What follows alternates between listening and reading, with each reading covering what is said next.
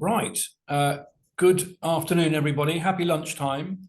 Welcome to this Future Governance Forum event. It's for the launch of a really interesting and I think important new report into how the new government might look at attracting private finance, PPP, to help infrastructure investment. I'm the public policy editor of the Financial Times. I spend a lot of my time listening to people complaining about the lack of investment. I'm always struck by that resolution foundation figure that if the UK had invested OECD average public investment in infrastructure since 2000, it would have spent 500 billion more than it has. We haven't built a reservoir in this country for 35 years. That's bad news if you're trying to build a science superpower hub in Cambridge, for example. Matt Bevington, who is an Associate Fellow of the Future Governance Forum and in his day job, Head of Practice at Global Counsel, the consultancy, has written an excellent report, Rebuilding the Nation Infrastructure Investment Partnerships, and he's going to present to us to set out some of the findings of his report and his research into what are the options for the government in an area which I think anybody who's joined this call will know has been fraught with political difficulties in recent years. Once Matt has presented, we're going to have a discussion with a really terrific panel that we've got together. John Hutton, Lord Hutton, Labour peer and the holder of 3 cabinet positions in the last Labour government, work and pensions, business and defence, is going to join us. Eleanor Woodhouse, Professor Eleanor Woodhouse of UCL, who does work on what are the political drivers and challenges around public-private partnerships, will then talk a second. And Joel Kenrick is the Policy and Strategy Director at the UK Infrastructure Bank. Now, Joel is not standing in, but Joel is here because Zoe Waters of PwC couldn't make it, which is why our panel is a bit less gender balanced than both the Future Governance Forum and the FT would like it, but needs must, and we're really grateful that Joel has stepped in with his expertise. He can't do anything about the fact that he's an old bloke. Right, without further ado, and once we've had a few remarks from the panel and we've kicked around some of the issues that Matt has raised in his presentation, there will be questions. Please put them in the box. I'll do my best to get to as many as possible or group as many as possible. Don't be shy.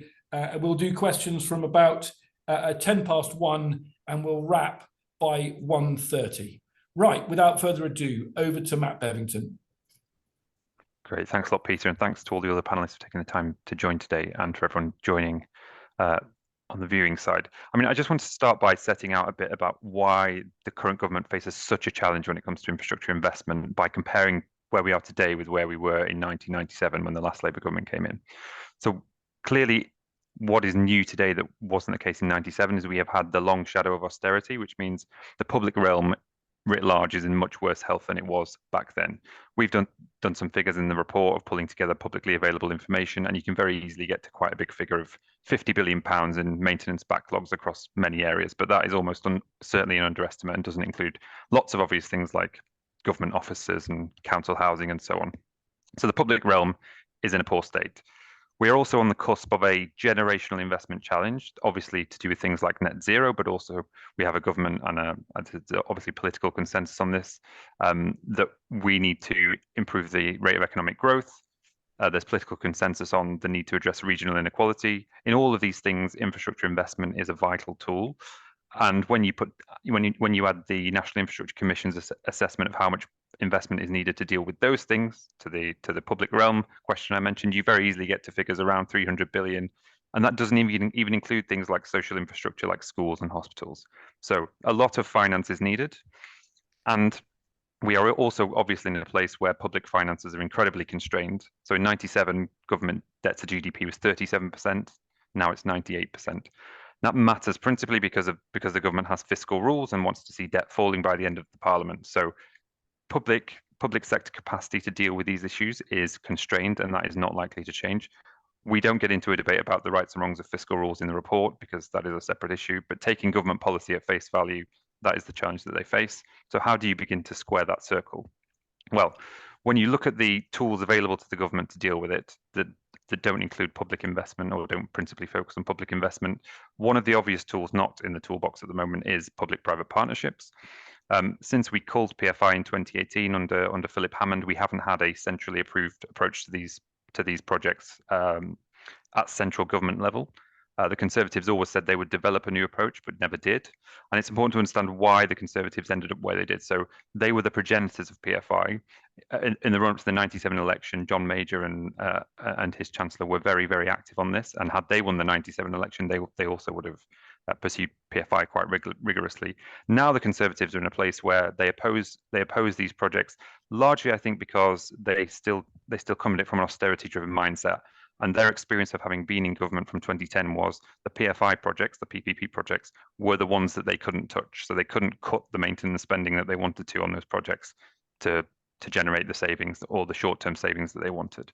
So their position has shifted. But I think from a progressive perspective, what you should want to see is that sufficient maintenance and investment is continued, but for several reasons, partly to make sure that the assets remain as productive as you want them to be, and that we're seeing the consequences of some of this in the NHS today, and also also to make sure that they have a longer lifespan than is currently the case. So lots of these assets in the public sector will not last for as long as we think they will because we've cut back on the spending over recent years. So I mean, despite having cancelled PFI effectively in 1997, you might think, well, we've not done PPPs in the UK since then, but it's actually not the case. So the Scottish and Welsh governments have both been pursuing their own versions of this in various forms over recent years. The most sort of notable version of that is what the Welsh government now operates, which is called the mutual investment model. This basically takes many of the lessons of the various iterations of PFI and seeks to build on them, and it learns some crucial things. So it doesn't include what are called soft services like cleaning and catering, which in many instances were found to be poor value for money. So very rightly, those are not included. It also has a very interesting set of requirements on community benefits, where if you are going to operate one of these projects, you have to meet certain requirements on training, apprenticeships, investment in the local economy and use of local supply chains and those sorts of issues. So they've taken the model and developed it. And what that means in Wales is you now have major road projects being developed, major schools programs being developed, and most recently a new cancer centre being approved in Cardiff, which should be in operation during the current Parliament. So that's the prize here, is when you can find a way to make this work effectively, and I should say value for money must always be central. And we think, based on the evidence that there's out there at the moment, that is possible. When you find a way to make this work, there is a means of helping to address the sort of infrastructure deficit challenge that I pointed to at the beginning. So what do we actually propose to do? So I think there are basically four things. The first thing sounds quite techy, but we think the government should come up with an infrastructure procurement framework. And what that actually means is central government should say, for major infrastructure projects, what are the approaches that we approve of? In what circumstances do we approve of them? And which public authority should be able to use them? So if it's a road project, what kind of approach do we approve of? If it's a school or a hospital, what kind of approach do we approve of? And by doing that, it will give public authorities the license and capability to go out and develop projects, knowing that they have central government agreement in principle that they will be able to do these projects in a public-private partnership if that's the way they want to proceed with it. Following beneath that, we propose what is basically the Welsh model plus a few other things that we think can be added to it to improve the approach. This is what we call infrastructure investment partnerships. So some of the key things that we are suggesting need to be added to the approach is, firstly, that there should be a cap on liabilities. Now, one of the controversies around PFI is around affordability and whether we are tracking carefully enough how many liabilities we are taking on. That is a fair challenge, although it is a different question to whether these projects are value for money. And so we think the government should fairly explicitly set out in a given year and overall, this is the sort of level of liability we think is sustainable over the medium term. Secondly, we also think that we're probably not going to head back to the sort of scale of deployment that we saw at the height of PFI. So at that, I think at the most sort of active, we were signing off one project a week. We're probably not going back there and probably shouldn't. What we want to see is a more strategic approach to using these types of projects, particularly aligned with the government's missions. So where you use them carefully and think about where there is most economic advantage in doing so. Thirdly, we fully support the community benefits approach taken in Wales and want to see it included and extended. And then fourthly, this might be something that John wants to talk about as well, that there should be a regulator that holds both the public and private sectors to account for the commitments that they've made. And that is partly about avoiding the descent into messy legal battles that we're seeing in some instances at the moment. So that's the second thing.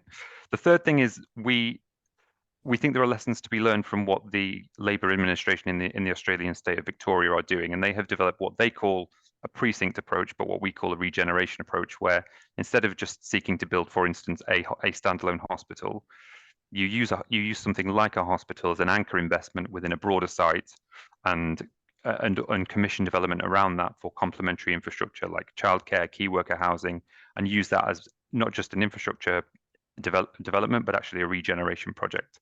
And the trade-off within that is that within those sites, you also give to the private sector some commercial development, which gives them some upside, and that also reduces the cost of the public infrastructure at the same time.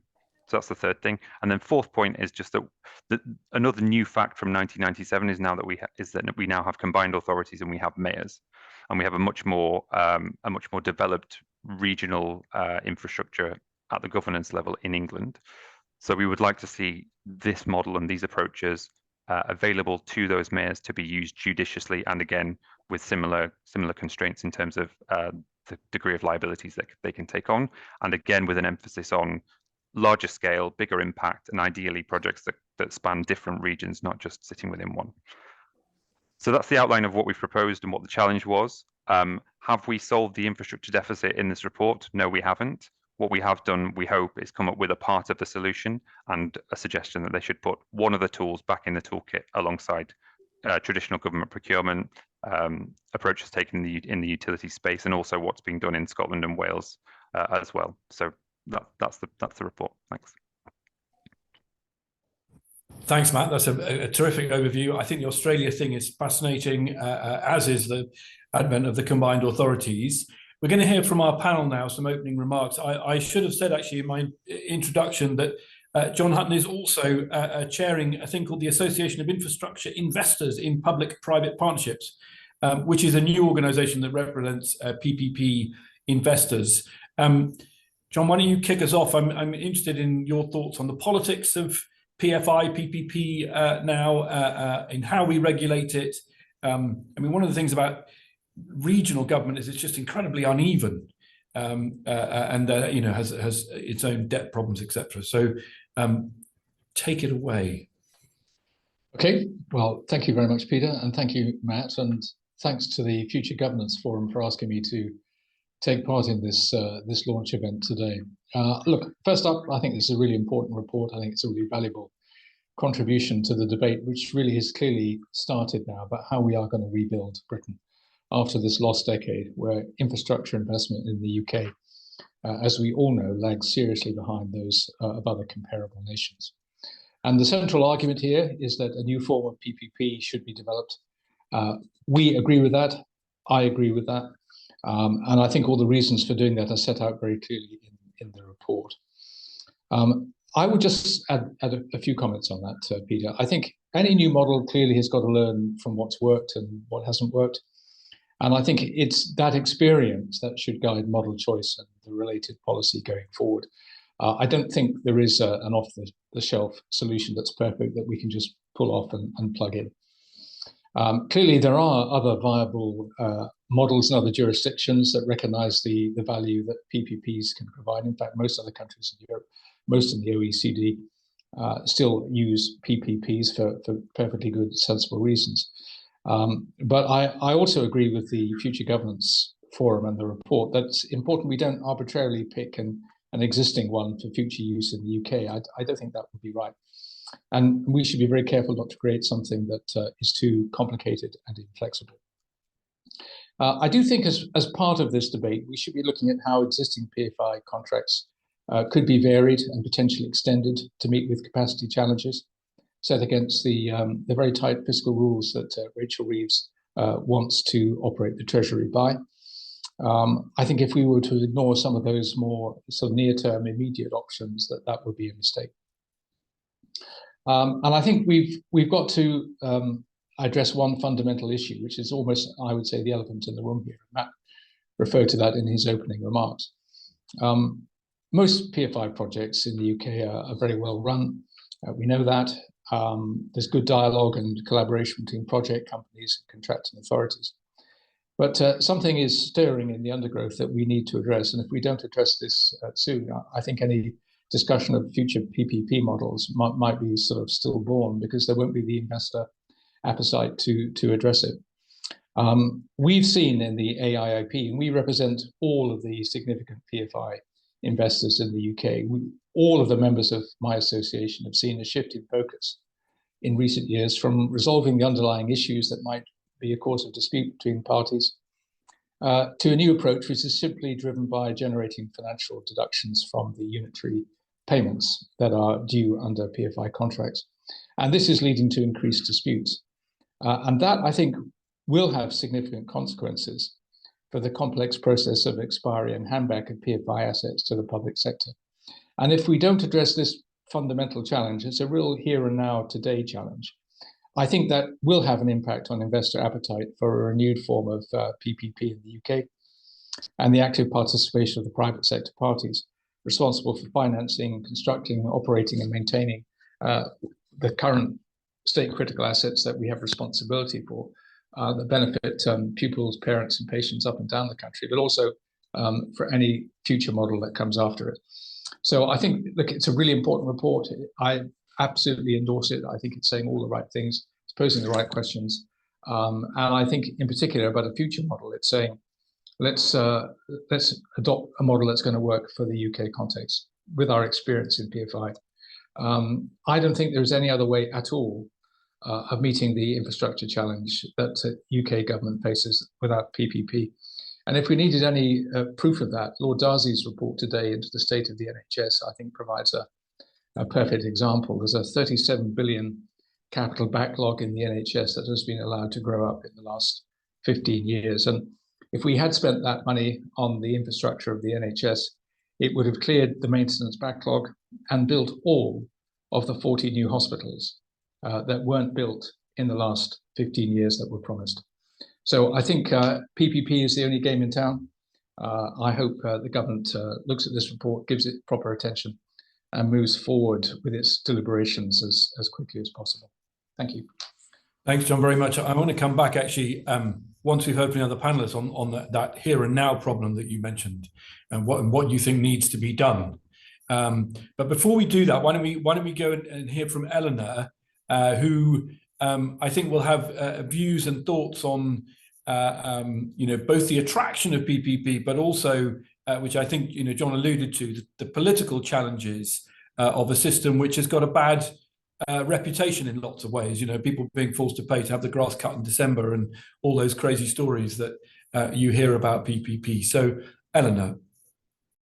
Hello, yeah, so thank you all for having me and the Future Governance Forum for the invitation, and congratulations, Matt, on the report. I agree that it's very carefully thought through, and to me at least sort of resonates very clearly with much of my own thinking and how I have sort of understood how we could sort of repurpose public-private partnerships, and sort of chimes very well with my understanding of the literature, both comparatively and in the UK. So that was very heartening to see. I think it's a really great report.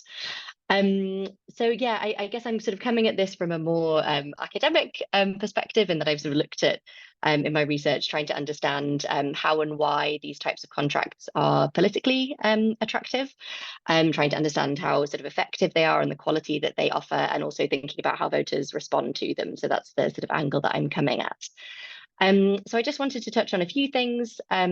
First, a couple of, I guess, maybe sort of sticking points or areas where I think there might be sort of like a little bit further to go, and then sort of three, I think, really important points that the report touches upon and that perhaps could sort of be pushed even further. So I guess the first two that I was sort of interested in terms of sticking points was, I think there's the regeneration IIP idea sort of based on the Australian precinct approach is really important. I think a really exciting sort of prospect what they're doing there. I guess I had sort of a couple of thoughts on that in terms of what we know from the evidence so far. Which essentially sort of shows us that public-private partnerships are more likely to succeed under a sort of specific set of conditions. So where projects are not overly complex, where the government has a good sense of demand for the service and what that will look like in the future, and sort of can predict that relatively well to contract a bit more completely. And where infrastructure quality will sort of dictate the future operating costs of the asset. So I guess what I sort of found a little bit tricky to reconcile there is that against this sort of clustering model, right, where you use the piece of infrastructure as an anchor and then invest around that, which I think makes a lot of sense, but kind of maybe balancing that against some of the sort of the greater inefficiencies that can come with bundling some types of services together. So thinking about sort of services that depend on human capital as opposed to sort of the physical pieces of infrastructure that you're building. So I was kind of interested, I guess, in that and how you reconcile the two. But I think it's a really exciting model. As far as I'm aware, I don't think there's a huge amount of evidence yet on how successful that is, which, I mean, of course, it's a sort of new model, so there's not that much we can know, but I think that maybe should be taken with like a pinch of salt, I guess. So turning to the second sort of area that I thought was like a little bit tricky, but still really interesting. I sort of fully share the report's premise, and Lord Hutton just touched upon this. Like we really need to be able to use all the sort of available tools to deliver the very essential public goods and services that we need in this fiscally constrained environment. I guess I'd sort of maybe push back a little bit on the characterization of evidence about PPP's effectiveness and value for money. So I think the report does a very good job of recognizing that, there's no sort of really clear case either way in terms of systematic evidence. But I'm also not sure, particularly coming at this from a sort of comparative angle, whether there is sort of evidence to say that we should be using public-private partnerships. I sort of very much concur with Lord Hutton's point that it really can't be off the shelf, and like every case needs to be assessed pretty carefully to sort of assess what which conditions are in place and how fitting this contracting option is going to be. Now, I'm going to quickly turn to sort of three, I thought, really particularly important points in the report, which is full of excellent advice and expertise. So I thought, firstly, the sort of major project skills task force is really important, as I think sort of turnover in the civil service and a lack of expertise has been sort of a pretty large stumbling block for the successful implementation of PPPs. And wondered if maybe sort of even going like further than that, if some sort of dedicated team within the government could advise departments across all levels of government. I think that's a really important point that you make, to best evaluate the suitability of a PPP or IIP for the project that we want to deliver. So again, in line with this idea of not taking them off the shelf, but thinking in a strategic and sort of joined up way, like whether that's across different regions in government or joined up across different sectors, for example. I guess here what I'm sort of thinking about is in the longer term, PPPs come with the disadvantage of potentially sort of hollowing out some of the government's own expertise and making it harder separately for citizens to identify who's responsible for a given good or service. So there on the first point, I think like government capacity and expertise is really important, and leveraging private expertise, particularly in the initial stages, will be really important to do that. And I would imagine there'd be sort of appetite from the private sector, as of course it's also in their interest to make sure that things work in a way that functions for private investors.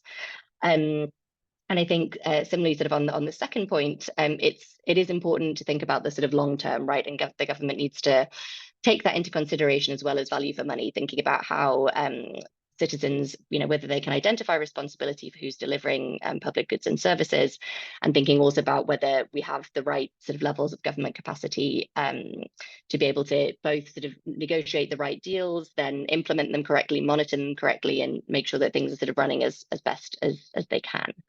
So yeah, I think that's a really important point. I'm just going to touch really quickly on two other points and then I will stop. But I think the emphasis that you place on the long-term approach to IAPs is really important, and establishing that pipeline of projects. Again, here thinking from the investor angle, right? Like you sort of need to make sure that the private sector has assurances that this instrument is going to be used to enough of a degree for them to want to invest in like bidding for these contracts and then running them, right? That they have a sort of sense that this is going to be something that's going to be used for many years to come.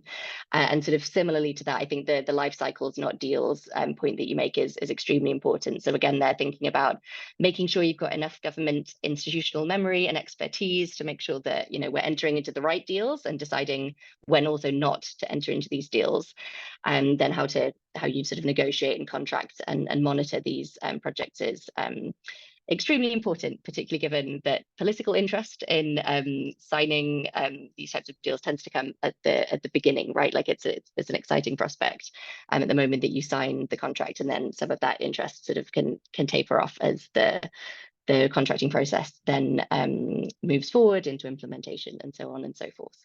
But yeah, I'll stop there as I'm probably already over time, but congratulations on an excellent report.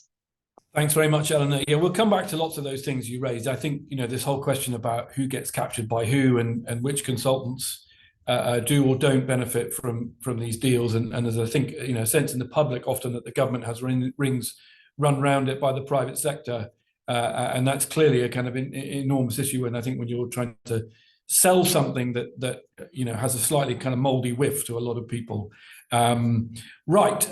Joel, and all these, by the way, all these contributions raising lots of questions. So keep piling your questions into the chat, and we'll get to those. Joel. Last but not least, the UK Infrastructure Bank, I'm told here by my notes, provides 22 billion of finance and partnership to support projects. So where does PFI, PPP fit into your world, do you think? Yeah, thank you, Peter. And you've taken my first sentence, so I won't repeat it. So yeah, we're sort of wholly owned by HM Treasury, as you said at the start, with that £22 billion to deploy. And we do that by investing alongside the private sector, as well as through lending and advice to local and combined authorities. So I was interested in that aspect as well. And we're based in Leeds, but we operate across the UK and all the nations of the UK. And as a reminder, in July, after the election, the new government announced the National Wealth Fund, and that £7.3 billion of additional funding would be allocated through the UK Infrastructure Bank. And so I guess to answer your question, Peter, of where we fit in, I think we fit in adjacent to the world of PFI. Currently, our remit is around economic infrastructure, and primarily PFIs have been used in the social infrastructure space historically. But I think where it's relevant is that we view our role as being to help solve financing problems, investing alongside the private sector to ensure that financing is not a blocker to the infrastructure investment that we need to deliver as a nation. And it's a really interesting report, and great to follow Eleanor, who made a lot of really useful contributions. I have sort of three reflections from reading it. The first is, I guess any infrastructure investment, and apologies if this sounds sort of 101, but is a partnership between the public and the private sectors. And so, PPP or PFI has got a particular brand and a particular name and a whiff, but actually, all of the investment we do, it is a mix. The question is where those risks and rewards lie, and who is taking those. And if you look at other sectors that we're involved in the energy sector, for example, government has got very comfortable there with the private sector delivering public outcomes using private finance predominantly, but paid for through a government-backed revenue stream, whether that's the RAB that was mentioned or whether that's through things like the contracts for difference. So I think that there is a difference in the approach on social infrastructure, which, as I say, is not an area that we have worked on to date, but it's the principle is still similar. Second area the report brings out is around skills, and I agree with what the report and Eleanor have said around the public sector needing to build those skills and expertise, and I guess especially given the gap that there's been since the last round of PFI projects. And clearly there needs to be a strong public sector sort of commissioning role, which has the expertise to understand and then allocate those risks between the different parties and the public and private sector. But I think it is possible to build that. So, we're 3 years old as a bank. We've got almost 300 people now with investment, portfolio management, legal impact expertise, able to do sort of over 30 transactions and about almost £4 billion of deployment. People do want to be involved in delivering on those really important and exciting missions, and they are willing to do that, especially if they're in somewhere which has a clear mission and a clear mandate and is sort of slightly separate from the sort of day-to-day churn that I know you get in the civil service, as Eleanor pointed out. But I don't want us to lose track of the fact that the private sector would also need upskilling in these areas, and actually not only on the construction side and the procurement and the financing side. I think finding and making sure there is a pipeline so that the private sector is able to get up to speed and to bid for future contracts would be really, really important.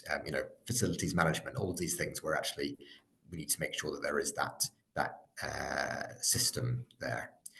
And the last point I would make is just that sometimes in the UK we slightly do ourselves down in what we do in the way that our governance works. But actually in financing infrastructure, we have been sort of globally leading, whether that was in the 90s and in the noughties or more recently on things like the contracts for difference in energy, the RAB model on Thames Tideway that the report brings out, or on Sizewell C, business models for carbon capture and storage or hydrogen. There are a lot of ways where actually there is expertise, there is a real willingness to try new things in the UK government that I think we should remember and hold on to. So I'll leave it there, Peter. Just picking up on something, I've got 2 quick questions, 2 quick follow-ups. One is, where would that unit sit in government? In Treasury, in Cabinet Office, in UKIB?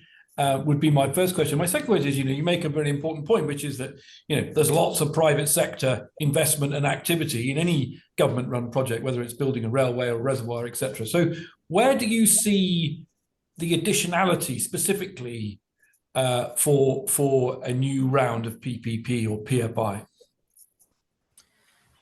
Well, I sort of don't want to take the bait completely, Peter, in terms of straying into what is ultimately a policy question on that. I think we deliver on our mandate that we're given, and we will do that. So I don't mean to completely pass the buck, but I will. Well, you will. Okay, fair enough. Right. Okay. So let's go back to something that John Hutton said, I think, which is an interesting one, which is that a lot of these PFI contracts are coming to an end. There's a handover issue.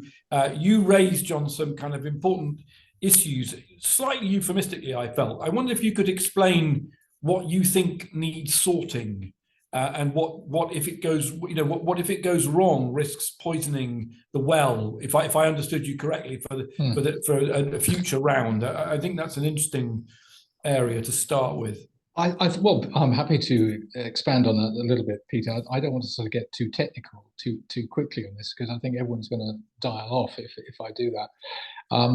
I think in a nutshell, it's been well documented, this problem, by the way.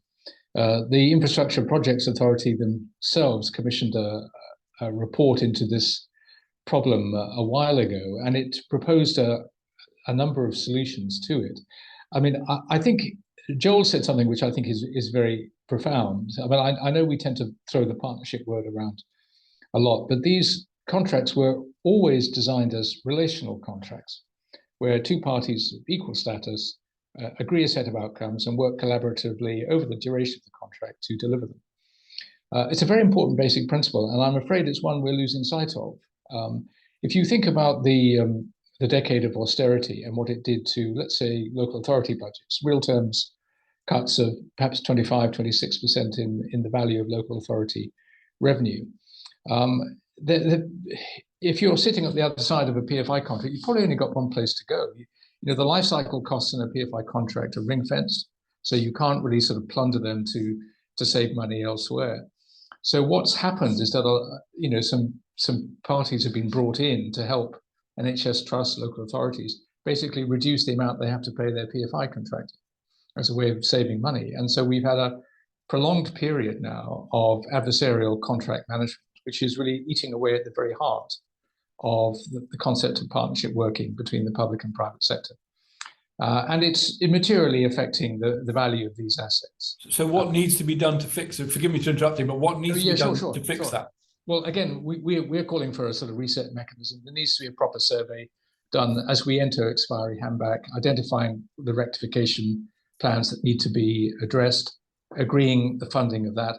And in that period, no more punitive punishment beatings up of the private sector, because we are seeing money taken away, often disproportionately, under these contracts, and it is definitely affecting the interest and appetite that private investors have in any future PPP model. So we really got to address this problem. I mean, if we all believe or suspect that the future, particularly for social infrastructure, lies around, report suggests, and we do agree with that, then if we don't address this problem, we are going to basically limit our options very seriously with any future new PPP model, because the investor appetite will have been just exhausted. Yeah, I mean, you're a former politician. You understand the politics better than anybody on this panel. Does anybody else want to come back on the politics of that, of the poor private sector? Because the media narrative, is I think, cuts against that. Most of the media narrative is gouging private sector, tied in naive government into deals that, have led to, there was a BBC series recently, which, talked of schools tied into ridiculous, £20,000 to erect a wall to divide a classroom. I'm making the numbers up, but it was the narrative is definitely there. So, John makes a purely observational point, which is that if institutional appetite for these things will go if they're not handled in what is perceived to be a fair way, but the media narrative runs against that. How do we resolve that? Does anybody want to take that one? Yeah, I mean, I'm happy to jump in quickly. I would just say I think the people issue is going to be a perennial one, because inevitably over a 20 or 30-year contract, people will churn. So you will lose the institutional memory of what was intended at the beginning of the contract. So the way that you deal with that, I think, is by institutionalizing. One of the recommendations we have is that you introduce some form of regulator that holds both sides equally to account. And I think the value of that is partly in making sure those relationships don't descend into kind of legalism, but also that the public and Parliament are reassured that these contracts are being managed well and properly by both sides. And there's a kind of independent assurance body that can provide that, because as you say, at the moment, you have one side accusing the other and vice versa, and the public don't really know where they stand on these things. So that's one solution. Interesting. Anybody else? I guess I would just also say that similarly, these are both kind of like short consequences of short-termism, right? The idea that, you sort of, as Lord Hatton was referring to, like, you need it to be a real partnership and to have repeated interactions, and the expectation that you're going to have more repeated interactions in the future, potentially, to sort of avoid these types of dynamics. So I guess I think it goes back to what the report sort of argues about, making sure that there's a clear timeline such that you have the expectation that there might be sort of future iterations or future projects that you could be engaged in with the same public body, that would hopefully sort of lead to a slightly more, this is putting it far too simply, but sort of a common sense approach, right? Like making sure you're not sort of fixing an unfair deal because neither of you have sort of long-term interest in things sort of turning into these horrible sort of legal disputes. But yeah, so again, I think just the long sort of long-term approach, which obviously, is very hard to sort of to kick off, is really important, both for the trust and the sort of real relational contract, and also to stop these sort of dynamics where you're trying to each undercut the other. Yeah, I think where it works well, Peter, there is plenty of evidence of proper partnership working as PFI contracts mature. I mean, just give you two very quick examples. During the pandemic, there was some extraordinary amount of work done between the private and the public sectors in tooling up the NHS to deal with the extra pressure on its services and so on. All that was done out with, obviously, the framework of the original PFI contract, but work was done. And the other really excellent example, I think, is net zero. When these contracts were initially let, certainly the first wave, there was no discussion of net zero. You won't find any reference to net zero in any of those first PFI contracts. But the drive to net zero is being incorporated into those contracts as they go forward.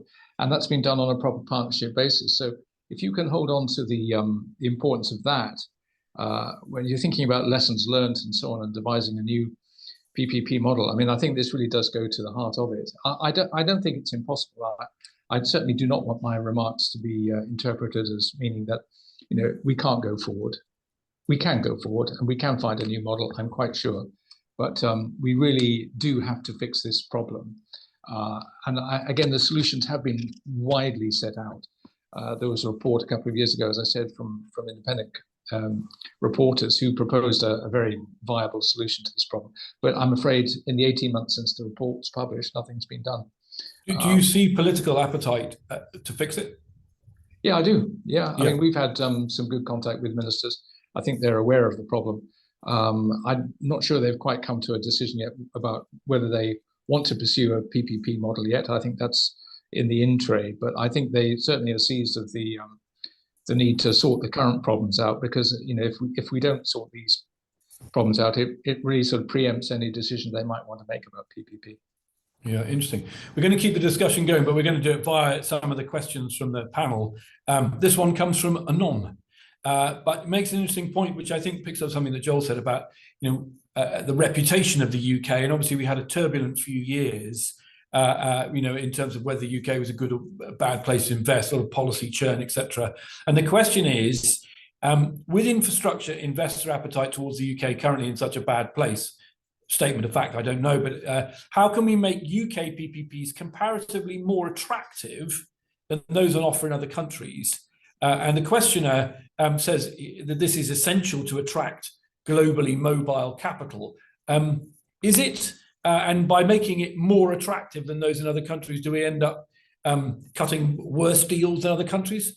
Joel, do you want to take that one? Yeah, I can have a go, and I think it comes back to the point I was saying about the need to have a proper view, and the report says there's a proper view of what the projects are coming up.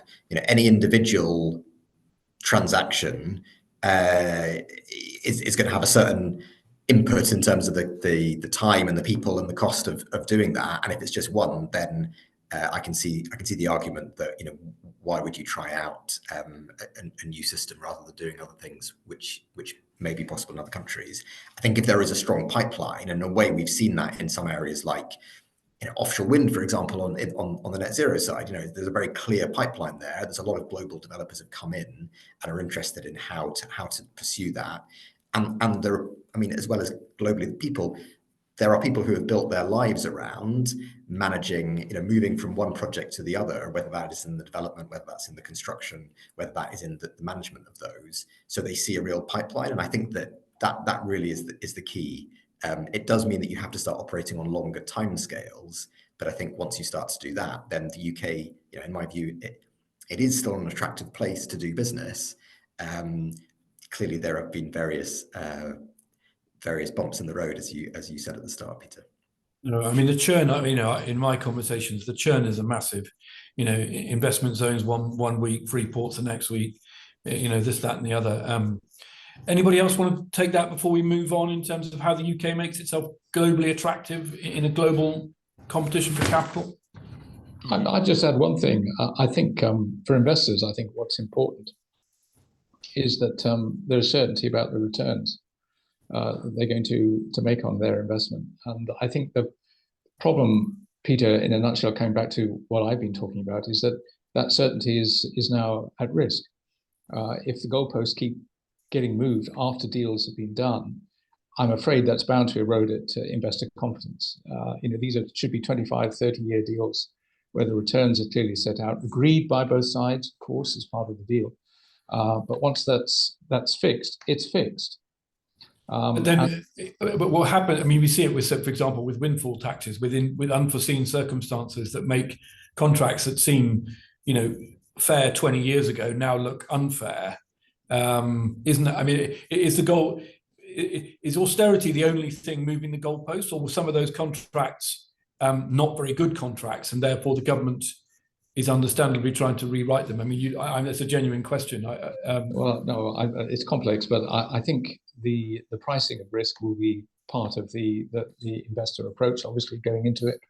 But I'm not talking about those kinds of changes, because I'm afraid that the reality in any jurisdiction, there are those sorts of risks. What I'm talking about is something a bit more fundamental, where the amount that is due under the contract between the public authority and the private partner is unilaterally reduced and changed.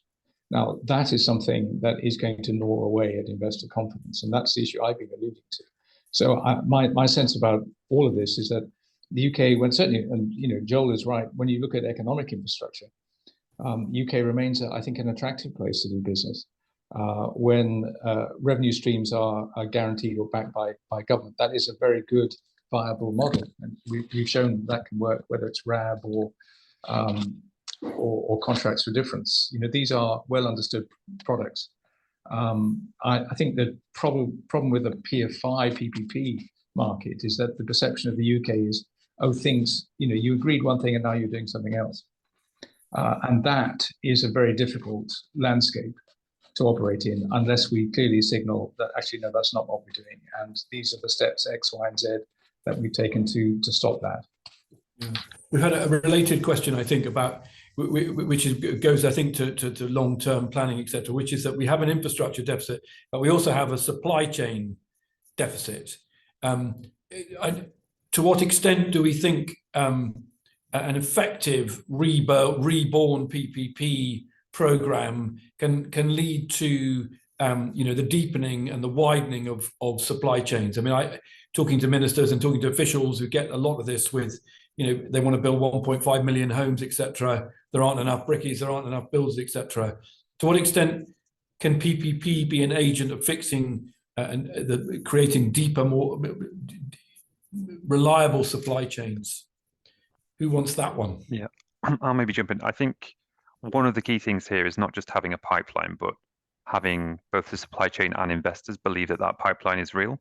So we've had things like, not PPP, but the new hospitals program, where we just announced 40 hospitals.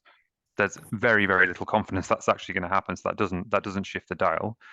To an extent, you sort of have to prove this by doing a few projects in a way, but also investors and supply chain need to see that all parts of government are pulling in the same direction. So policy, funding, political sentiment, they're seeing programs being developed. All of those signals will indicate to supply chains and to investors that this is worth investing some resource upfront to get yourself in a position to kind of service it. But they have to believe it's real, and government has to understand you can't just announce projects and expect investors and businesses to start preparing the ground to service those projects. They need to believe it, and you have to kind of internalize the fact that you have to make a really strong case for them to believe it. Joel? I agree with that. Thinking about some lessons from other sectors, I think there also can be a role for government in sort of setting out, whether that's local content requirements or whether that's sort of setting out the expectations and the incentives for developing a supply chain. So I think government does have a role there, and that's one where in the energy sector especially there's been quite a lot of a move recently. And the second thing I'd say, I guess, is that there is where government sees that there is an element of the supply chain that is missing and that is needed, then there can be strategic investments in those to kind of make sure that those are supported. And that's something that, again, we've been looking at the UK Infrastructure Bank in other sectors, whether that's in critical minerals or other areas where actually we think that there is a role for the UK to develop a supply chain capability. Government can have a role in partnership with the private sector in doing that. Interesting. There's quite a lot of questions in the chat here about the international models, about the Welsh Mutual Investment Partnership, the Australian model, what's the difference between the Australian model and just basic transport-orientated strategic planning. That one question asks, Matt, do you want to just quickly, I think there's just a lot of appetite in the questions there for a quick primer on, I know we've said in this discussion that actually we don't want to take something off the peg for the UK, but I just wondered, there's a lot of the questions saying, what can we just quickly have a quick succinct thing on the difference, these models, what we might get from them?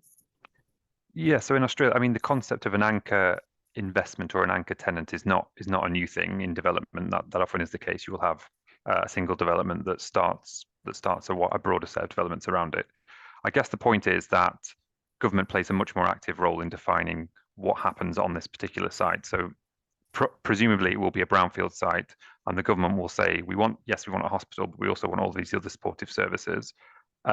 It's much more planned and much more kind of directive.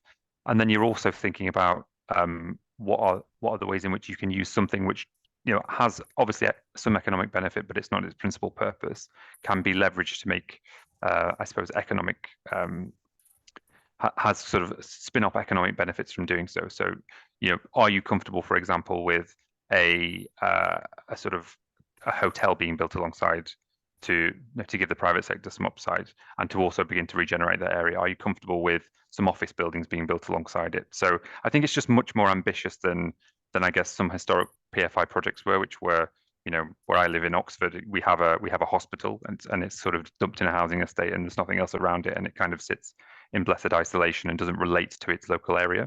So I suppose that is that Matt, is that linked to the whole question about land value capture, which Homes England and the Ministry of Housing is looking at in terms of, is that part of the same puzzle? I think certainly related and certainly connected, and there have been other approaches to this in the past.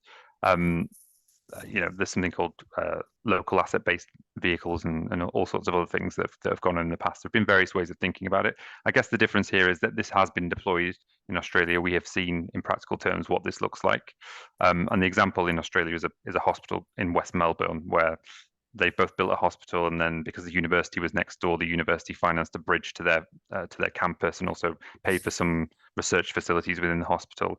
And it's just thinking about ways of stacking up the benefits of these projects. And also as part of that project, the developer built some community facilities, some Aboriginal facilities which is particular to Australia, a bunch of other things that are of public interest, but not necessarily publicly financed. So, I guess what I would say is, to policymakers is you can be very ambitious in what you can achieve from these projects. It doesn't just need to be something in isolation. If you think about it carefully and work with developers and try to leverage the innovation that's in the private sector, because after all, these are the people that do these projects worldwide. They have much more experience and knowledge about what is actually possible and deliverable. And you should try and push those home. Yeah, closer to home, Matt, on the Welsh, that there's something that's been working across the border, as it were. Why presumably that's a much quicker transfer to the English, potentially to the English scenario? Yeah, I mean, you could just pick up the Welsh model and run with it. We think there are things you'd want to add to it. But the Welsh model was itself a development of previous PFI and worked very closely with government departments to make sure that it was complementary. So it's a similar kind of 25, 30-year contract, mostly privately financed. I guess the difference in Wales is that there is also some public equity. So the Welsh Development Bank invests 15 to 20% in those projects and therefore also generates a performance return from that. We're a bit more ambivalent on it because I think the thing that we care about most is that you get good value for money, and that may be delivered through some public equity or it may not, but we wouldn't take a sort of principal view about that either way, really. We've got another question. Joel, do you want to quickly come in on that?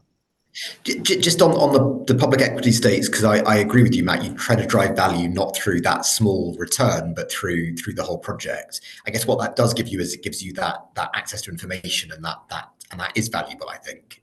So it is worth looking at that area.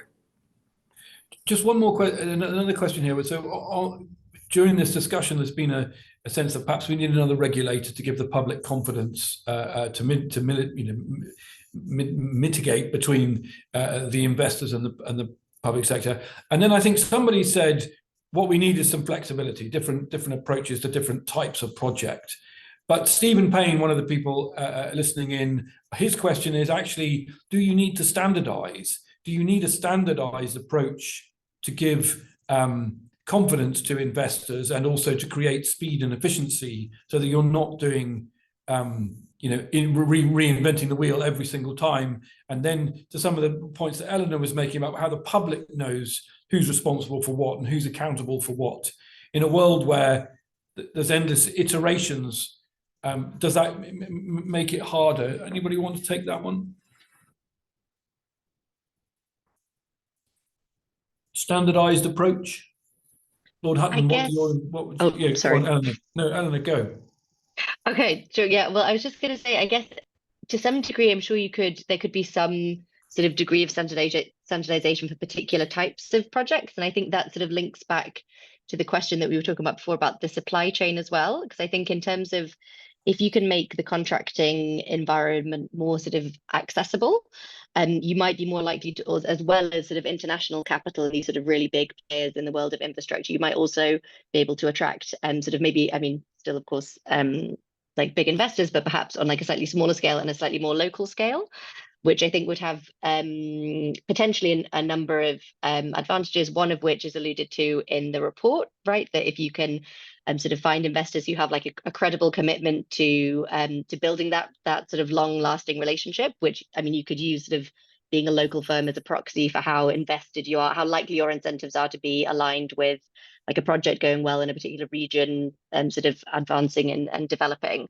So I guess some form of standardization for particular types of projects might be likely if you're kind of repeating, you know, I sort of think about the classic example of like toll bridges, or there are particular types of hospitals where I guess you might be able to, but I think much of the rest of the discussion we've had, I think quite rightly is focused on the fact that you have to look pretty carefully at each of these projects. But I can see the appeal of wanting to standardize. The tricky one. Okay, so we have 3 or 4 minutes left. So everyone's got about 45 seconds to give me their quick takeaways. I think the way perhaps to frame it is the extent to which we think PFI or PPP can and will be a useful tool in the future, and what needs to happen to make that occur. So we'll keep with the same order, I think. John, would you like to go first? I'm going to have to keep time as well, by the way. Yeah, very quickly. Well, I can't see how we are going to address the social infrastructure challenge that we've been talking about without a new model of PPP. I just think it's implausible. So the best way to really sort of look at that challenge is to sit down with those who've experienced the first wave of PPP contracting in the social infra space, and talk through how we can move forward. And I think there'll be appetite from the private sector in doing that. Standardization is a very important tool. When we initiated PFI 25 years ago, we thought we were doing exactly the right thing, but actually we've ended up with highly technical, highly complicated, often frequently inflexible contracts. So I think we do need to learn the lessons of that experience. But I think having once led the market internationally for PPP, we've lost ground, but I think we can get that back if we take that sort of approach. And I hope government gets on and makes a decision soon about this, because then we can really start to roll up our sleeves and design this new model and learn from what's worked and what hasn't. Excellent, thank you. Eleanor. I'll try to be very brief. So I think exactly, sort of following the conversation that we've had, I think precisely the sort of thinking about the life cycle of these projects and the sort of long-termist approach, I think is extremely important for the reasons that we've sort of laid out, like trying to develop these real partnerships, right? So with some element of trust and a sense that, you're going to be kind of working together repeatedly throughout time. So I think I'd highlight that. So long-termism, ensuring that there's a credible, as Matt pointed out, pipeline of projects. And thirdly, I think the sort of investment in government capacity and expertise is a really important part of the puzzle. And the fact that, at the beginning, that's certainly going to need to involve leveraging expertise from the private sector.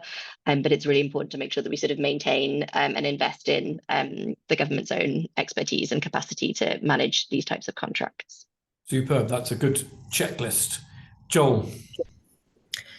Well, I think the report sets out the infrastructure deficit that we have, and we need to meet that in a way which works, combining public and private sector, doing that in a fiscally responsible way. And I think the exact mechanisms of which particular mechanisms to use is obviously one for government to decide. But I think that there are a lot of different financing mechanisms you can use, and I think we should make sure that we're looking at all of them to look at what's optimal in different sectors, and that will vary probably by sector across the economy. Right, thank you for that. Matt, the last word goes to you. unless you just want to say, read my report, and that will answer all your questions. People can certainly do that. I think I would just, I think on the politics of it, it's really important, and we shouldn't be blasé or overlook this fact.